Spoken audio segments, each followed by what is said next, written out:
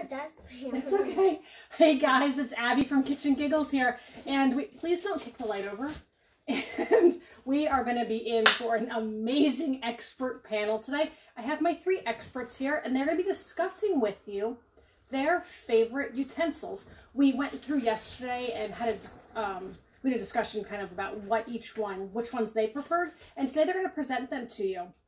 So with no further ado, I'm going to turn this over to our expert panel, which happen to be hungry for snacks exactly as this is starting. So please excuse the food that's going in and out of the mouth and the likelihood for talking with our mouth full. So with that, all right, guys. Calvin, I'd like you to reach over and grab the crinkle cutter, please. Can you please sit up and share that with everyone? Show everyone what that looks. That's your ebook reader. Please be unridiculous. Okay, that is a crinkle cutter. What do you think about that crinkle cutter, Cal? I don't like it. It's not sharp enough. It's not sharp enough. Okay. It cuts wavy lines. It does cut wavy lines. Celeste, what do you think about it?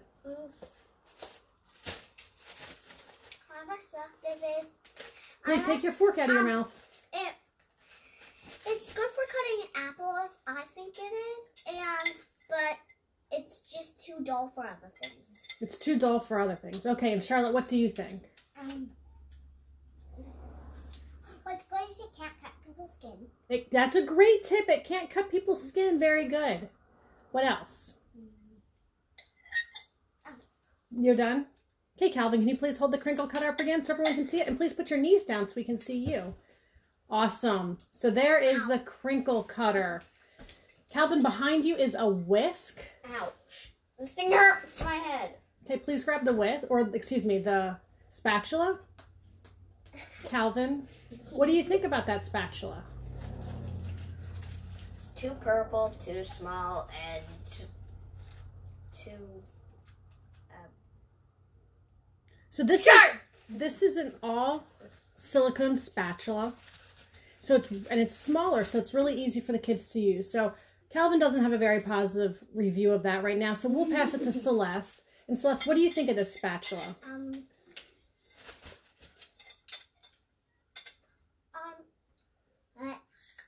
It's perfect for stirring things, and I like it. It's perfect for stirring things, and you like it. What things do you like to stir? Tomato sauce. Ooh.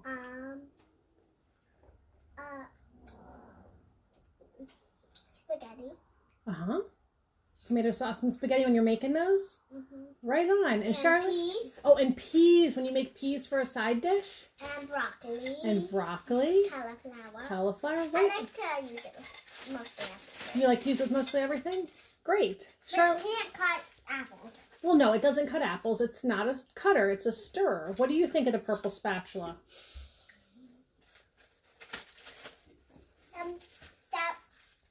Very purple and I like it.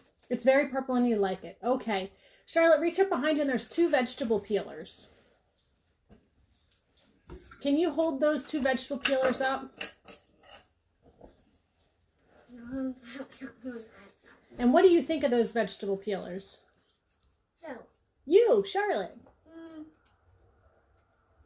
One's a little too rusty. One's too rusty?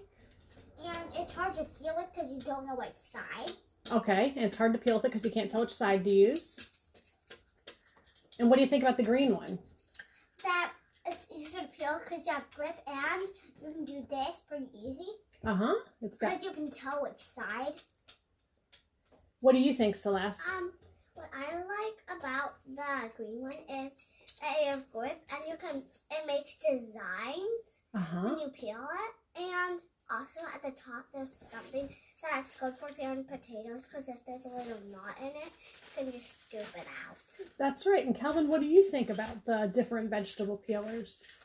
I like them both. The rusty old one has a good advantage on getting into those little nooks and crannies that you can't get with the big fat chungus of a huge green one.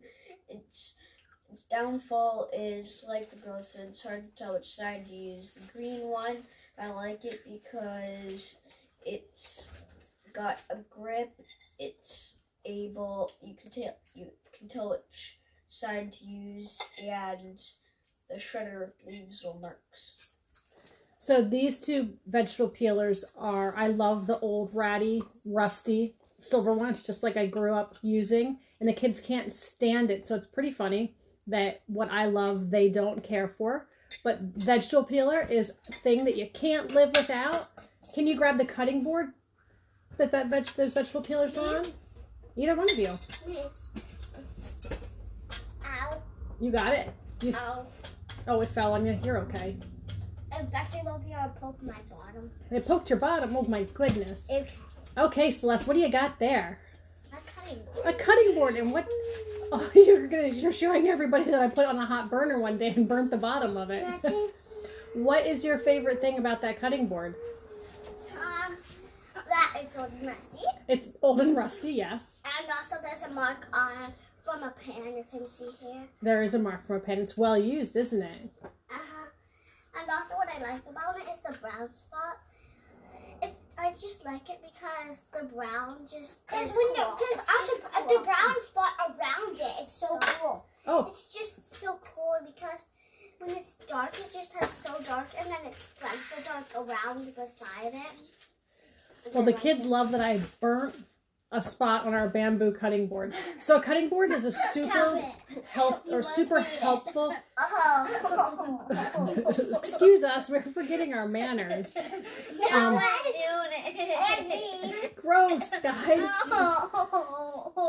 Perfume. So a cutting board is super helpful. It's one of those things that the kids can use for everything. They can use it as their base when they're working on filling spice jars. They can use it as a cutting board itself. It's a really versatile piece of kitchen equipment for them. Charlotte, grab the whisks that are by you.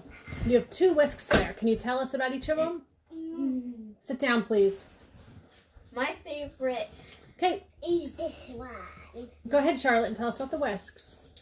This whisk I like because you can just stir it. Uh-huh. And it has this, you can hang it.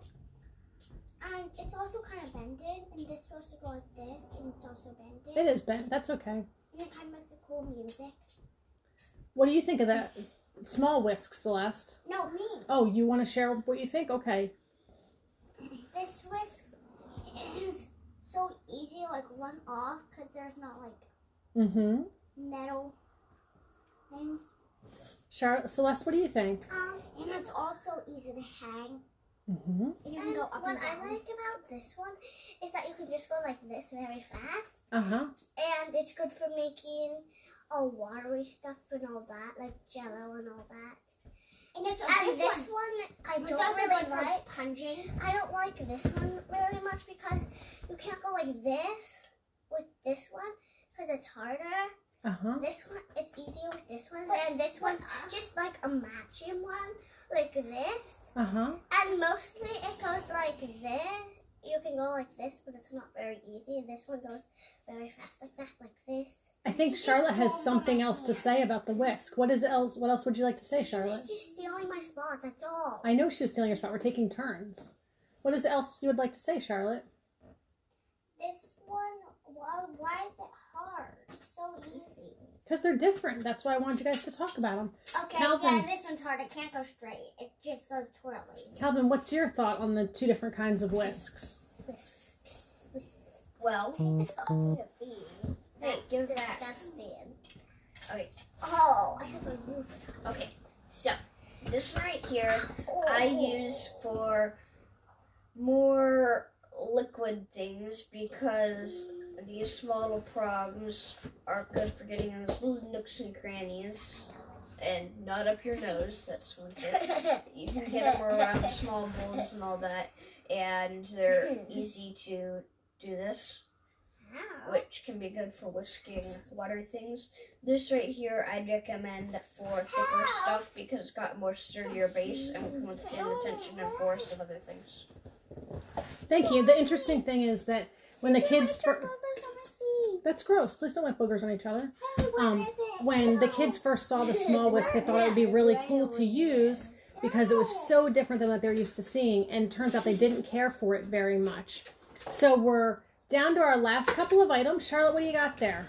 A spray bottle. Oakwood planks, And we don't do the spray oakwood bottle. plank slabs, I like phones and You have a spray bottle and a dustpan. What do we use those two things for? This, Mom, it was purple and then Mom turned it green somehow. Magic. I turned it green from purple. That's right. What do you guys like about? What do you use dustpans and spray bottles for? So the dustpans. Hey! I'm gonna turn this off. It is off. No, The mighty almighty. Go ahead and answer my question. This one is also very good because it can suck things up very fast. And what's stuck in the straw? Well, I'm asking you, what do you use the dustpan and the spray bottle for when we're cooking?